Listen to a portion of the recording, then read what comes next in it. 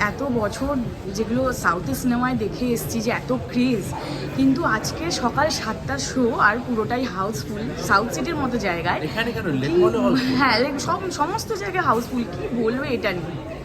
রাত্রি 2টোর সময় যদি হাউসফুল হয়, 7টা তো অনেক বেলা হয়ে গেল।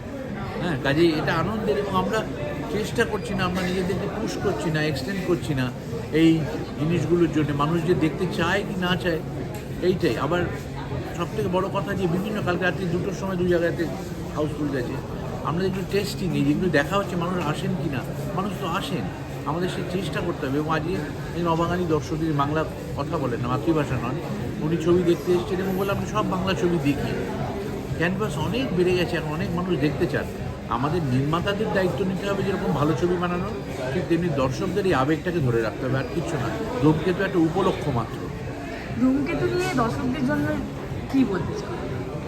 একটাই কথা বলবো যে 10 বছর অপেক্ষা করে থাকলে কিছু কিছু বিষয় আরও সাংঘাতিক, আরও বড় হয়ে ওঠে। ধূমকেতু ঠিক সেরকমই একটা ছবি, ঠিক আজকের দিনের ছবি, আজকের প্রয়োজনের ছবি। আপনারা দেখুন, এবং আমি কৃতজ্ঞতা জানি ধূমকেতু টিমের তরফ থেকে যে এই 10 বছর ধরে আমাদের সঙ্গে অপেক্ষা করে থাকার জন্য, এত ভালোবাসা, এত আবেগ নিয়ে। যে ঘটনাটা ঘটছে সারা বাংলায়, সেটা ঐতিহাসিক, এটা আগে কখনো ঘটেনি। এটা কেবলমাত্র আপনাদের জন্য হয়েছে, সেটা সিনেমার থেকে বাইরে গিয়েও আপনাদের ভালোবাসা, আবেগকে আমি অত্যন্ত সম্মান জানাই। কোথাও গিয়ে কি একটু টেনশন হয়েছে? আছে প্রত্যেক ছবিতে নিশ্চয়ই হচ্ছে টেনশন। এই সমস্ত আনন্দ সব কিছুর বাইরে গিয়ে সিনেমাটা তো প্রধান।